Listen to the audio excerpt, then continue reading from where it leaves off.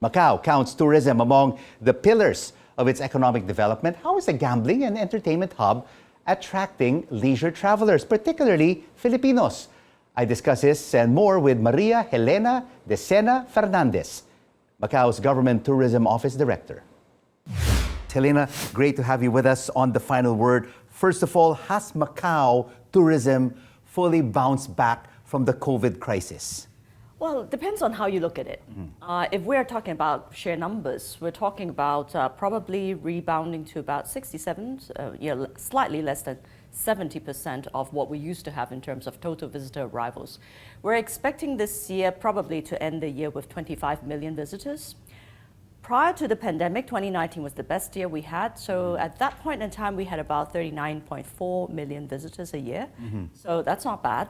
And obviously, if we're talking about after the pandemic, this is the first year just after we reopened. We just reopened in January. So I would say that, the numbers are coming back very, very well. Depending on which market, say, for example, if we're talking about the Hong Kong market, just across the bridge from Macau now, we're talking about probably, doing even better than pre-pandemic. If we're talking about China proper, we're talking about mostly free independent travelers, less group tour visitors. The good thing is that although the numbers are not as many as before, they seem to be spending more, both time as well as money, which is a good sign for us. So Helena, how important is the Philippine tourism market for Macau? Well, interestingly, after the pandemic, we're talking about, if we're talking about international visitors, we're always talking about the Greater China first. We have mainland China, we have Hong Kong, we have Taiwan, which these are the three, what we call Greater China, markets for us. Immediately after that used to be Korea. But now, after the pandemic, the interesting thing is that we see the Philippines come up as the #1 international market after Greater China. So, well, you can say how important that is. Why are we seeing this improvement in Philippine-Macau tourism relations? Well, I hope that it's because our Filipino friends are interested in Macau. Probably we do have some Filipino friends living in Hong Kong as well, so that also helps the numbers. But I see also, nowadays we are starting to get more flights between ourselves and the Philippines, as well as between Hong Kong and the Philippines. What are usually the trends? What do Filipino visitors like doing in Macau? Maybe visiting their friends and relatives in Macau. Shopping is another good thing. Sightseeing? Well, everybody declares sightseeing, going to, but then obviously we do believe that, some do frequent our casinos as well, but a lot of people actually go into the different parts of town, And of course, if for Filipinos who are watching us right now who haven't been to Macau just yet, apart from entertainment, gaming, and of course, eating sumptuous food, what historical sites can Macau offer for those who love to visit heritage We sites? do boast two important calling cards which were given to us by UNESCO. One, in 2005, the Historic Center of Macau was being named as World Heritage.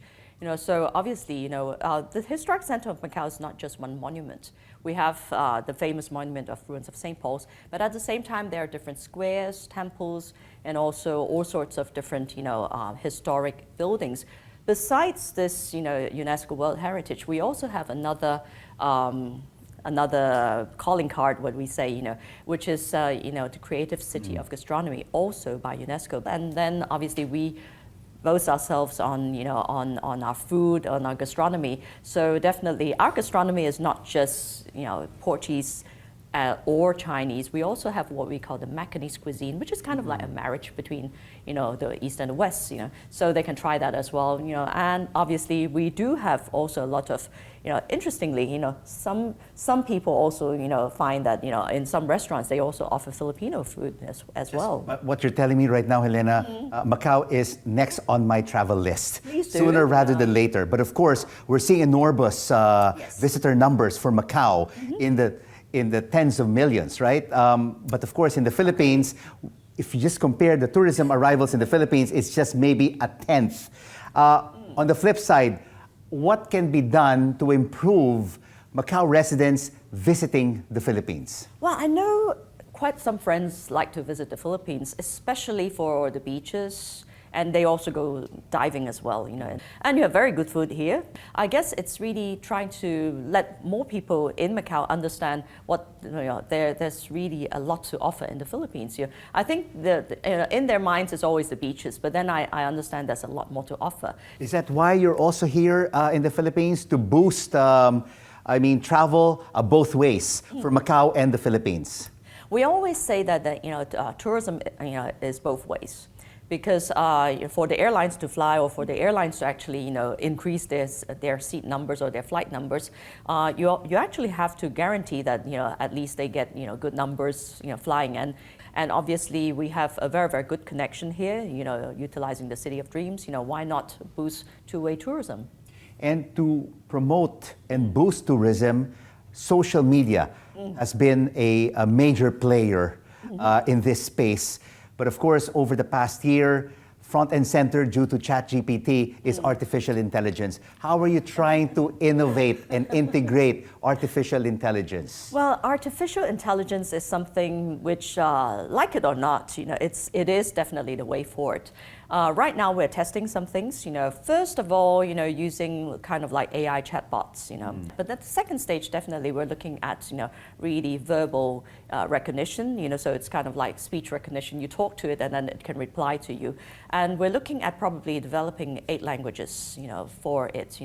And then eventually, we're also looking at probably besides what we call AI customer service, what I've been talking about. We're also looking at probably AI to help in terms of like a tour guide, So, you can just use your mobile devices and then it can kind of like, show you around utilizing location-based, technology, to let you know exactly, in the whereabouts that you are located. What can you tell our Filipino viewers about improving Philippine-Macau tourism relations? Just last month, your Secretary for Tourism, she was in Macau, joining us in our annual Global Tourism Economy Forum. So definitely it was a very good experience to hear from her about her vision for the Philippines, and then also, we also were able to share on our side, the developments of Macau. We did have, before, say for example, Manny Pacquiao, playing in Macau. We also have, many, lots of different kinds of Filipino connections. And always, we at Macau want our Filipino friends to feel at home. Helena Fernandes, welcome to the Philippines and mabuhay. Thank you, mabuhay. From the Macau Government Tourism Office. Thank you. Here now.